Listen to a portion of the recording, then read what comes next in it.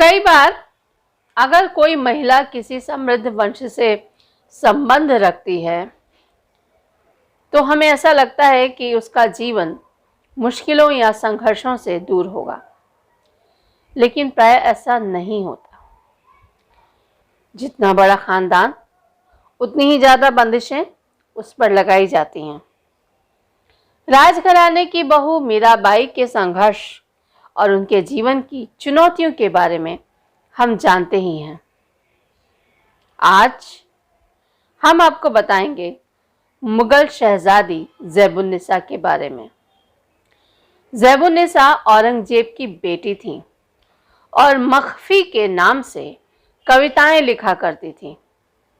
सवाल ये है कि उन्हें नाम बदलने की आवश्यकता क्यों पड़ी। इतिहासकारों ने औरंगजेब के बारे में जो लिखा है उससे यह पता चलता है कि उनमें धार्मिक कट्टरता इतनी ज्यादा थी कि उनके शासनकाल में कला और साहित्य पर भी एक तरह से बंदिश ही थी। ये बात और है कि इन बंदिशों के साए में भी साहित्य और संगीत पनपता रहा। अब यह इत्तेफाक ही है कि उनके घर में ही एक ऐसी शायरा ने जन्म लिया जिनका जीवन साहित्य को पूर्णतया समर्पित था।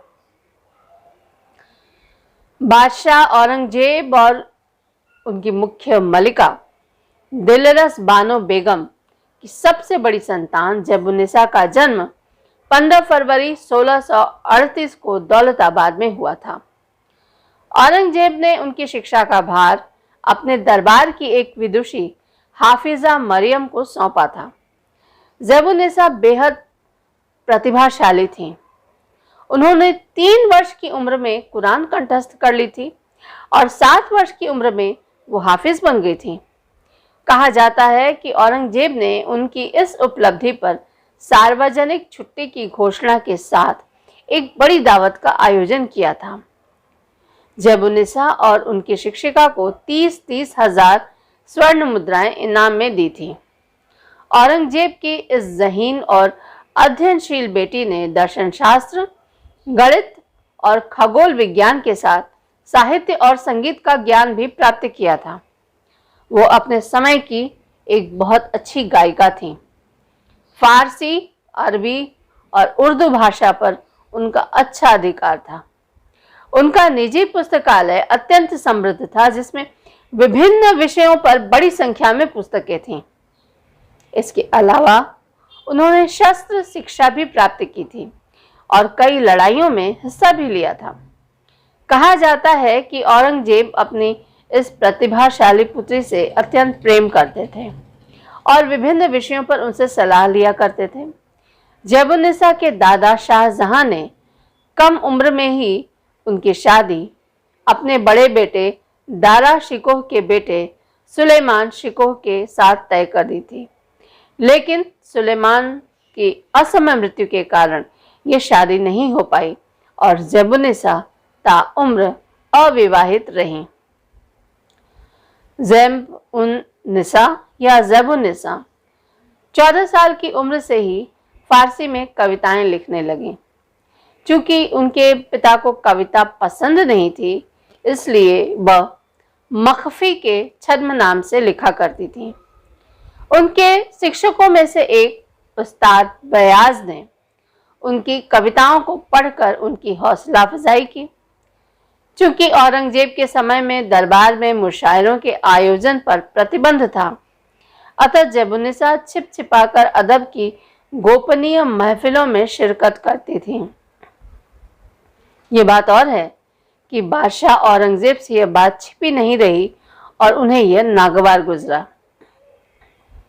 इन्हीं मुशायरों और महफिलों में ज़ैबुन्निसा की मुलाकात उस समय के मशहूर शायर अकील खां रजी से हुई, जिनके व्यक्तित्व से वह बहुत प्रभावित हुए और उन्हें उनसे प्रेम हो गया। इसकी खबर जब मुगल सम्राट औरंगजेब तक पहुंची तो उन्होंने एक मामूली शायर से प्रेम करने के अपराध में अपनी लाडली बेटी को जनवरी 1691 में दिल्ली के सलीमगढ़ किले में नजरबंद करवा दिया गया। कुछ इतिहासकारों की इस विषय में अलग राय है, जिसके अनुसार औरंगजेब की दमनकारी नीतियों के खिलाफ उनके बेटे शहजादा मोहम्मद अकबर ने बगावत कर दी थी और शहजादी को अपने भाई के साथ गुप्त पत्र व्यवहार करने के आरोप में औरंगजेब ने यह सजा दी थी।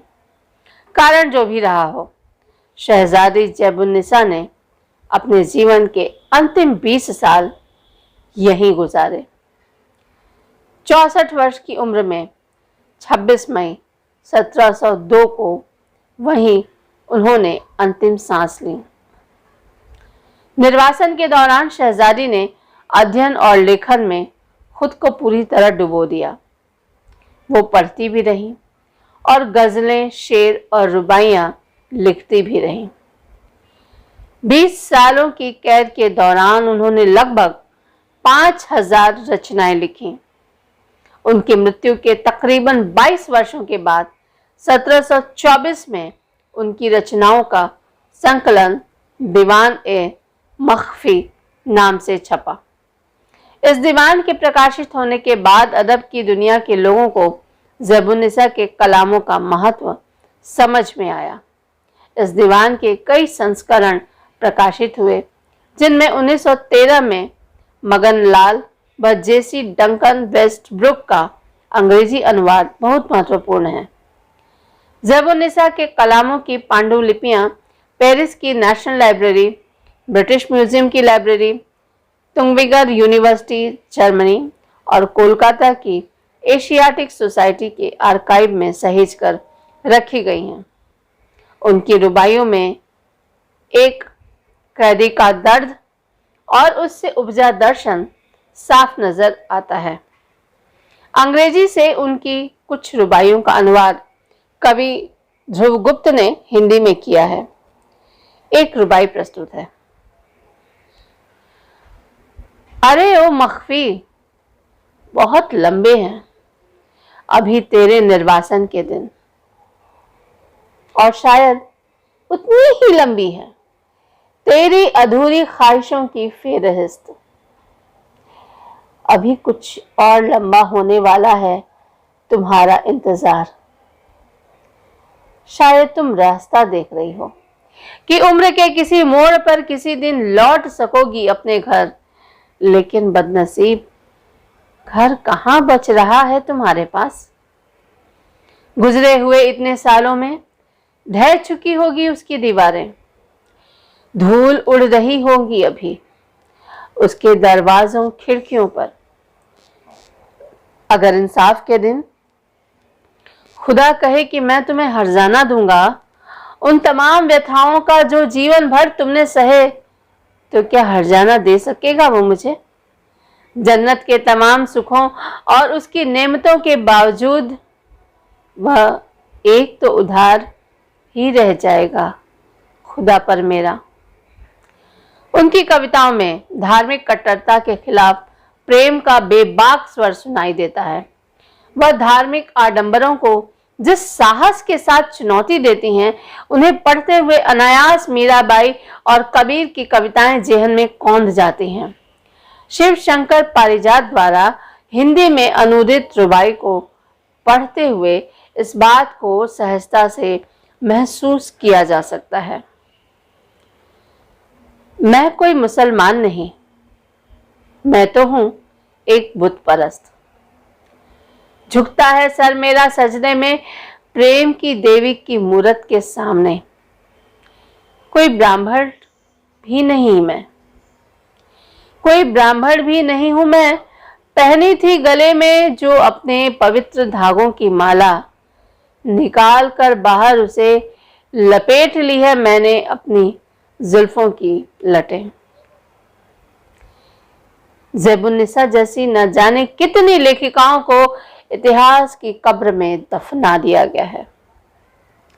उन सब के जीवन, व्यक्तित्व और लेखन के बारे में तथ्यों के पड़ताल की जिम्मेदारी हम सबकी है और उनके द्वारा सृजित साहित्य को अधिक से अधिक लोगों तक पहुंचाने की भी। यही हमारा प्रयास है और इस प्रयास में आपका सहयोग मिले तो बात और आगे बढ़ेगी। आज के लिए शुभ सृजन नेटवर्क की ओर से इस विस्मृत नायिका को सलाम करते हुए अगली प्रस्तुति के साथ लौट कर आने का वादा करते हुए हम आपसे अनुमति लेते हैं। नमस्कार, अपना ध्यान रखिएगा और किताबें पढ़ते रहिएगा, क्योंकि किताबों से अच्छा दोस्त कोई नहीं हो सकता। क्योंकि किताबें शर्तों के साथ रिश्ते नहीं निभाती, वो खामोश होकर सुनती हैं, वो भी जो आप कहना चाहते हैं, और वो भी सुन लेती हैं जो आप नहीं कह पाते। तो किताबें पढ़िए और पढ़ाते रहिए और पढ़वाते रहिए। नमस्कार।